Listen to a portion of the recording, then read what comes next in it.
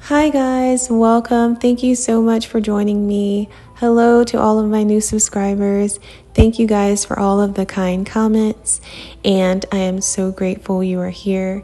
Today I will be sharing 20 items I found through thrifting over the season and also talk about biblical modesty, femininity.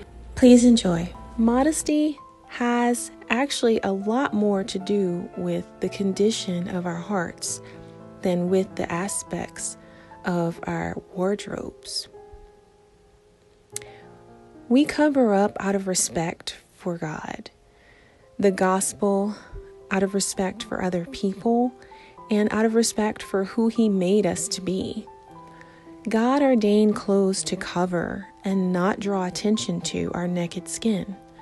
Our clothing is supposed to tell the truth about the gospel. It shows the world that Jesus covers our shame and makes us decent. Modesty is more than just dressing appropriately. It is living appropriately with self-control, avoiding wrong and indecent behavior, serving others with grace and kindness. Modesty understands what is and is not appropriate for Christian behavior. And modesty is not only subjected towards women, but men also. Modest people live humbly without drawing attention to themselves in inappropriate ways and aspire to simplicity rather than ostentation. See, modesty focuses on inner beauty, which is reflected in outward appearances and behaviors. As followers of Jesus Christ, we are called to set an appropriate example in what we say, what we do, and even how we look. 1 Thessalonians 4:11 through 12 states, "Make it your goal to live a quiet life, minding your own business and working with your hands, just as we instructed you before. Then people who are not believers will respect the way you live, and you will not need to depend on others." And I want women to be modest in their appearance. This is what states in 1 Timothy 2:9. They should wear decent and appropriate clothing and not draw attention to themselves. I recently have been thrifting quite a bit, and I wanted to share the haul that I have of clothing and modest attire for just transitioning from throughout the year. And I was just so blessed to find a place that's near a church and was able to acquire quite a bit of clothing from a few of these thrift shops. I do not buy anything that is not gently worn. I only buy items that are in very good condition. And some of these actually even had the tags on them. So that is a blessing. I did not pay anything over $8 for the clothing items. Everything was $8 and under for all the clothing. Later in this video, I will share with you, ladies, some of the shoes I was able to acquire for my kiddos and one pair for myself. So I just wanted to talk about modest living. Godly modesty is maintaining a standard of appropriateness that cannot be criticized and keeps us from being stumbling blocks to others.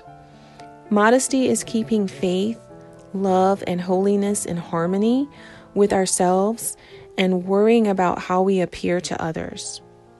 And that's natural. We should automatically have that sort of convictions. If we feel uncomfortable about something we're wearing, then it's probably something we should not have on.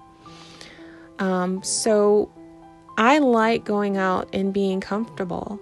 having casual attire and having dresses for just not church, but just in general, and pants and whatever I wear. I do not want to be a stumbling block to my brother or my sister in Christ, because it's not just also geared towards women.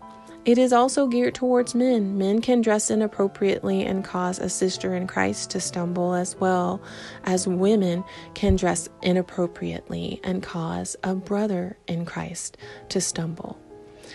So I just wanted to cover biblical modesty and our heart posture towards what we choose to wear on a day-to-day basis. And not only that, but how we portray ourselves. For we are to put on the new self and leave the old self behind. So we are in Christ as believers, and we are to wear, like putting on Christ like a robe is what I see it as. It's like putting him on daily, because he's constantly with his children through the workings of the Holy Spirit, who dwells in us at all times.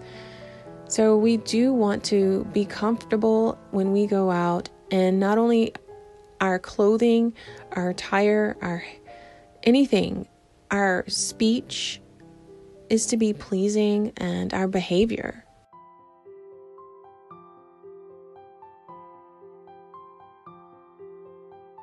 All of these items I was able to acquire at the thrift store through from the beginning of the summer, and I've acquired all more than enough than what I need.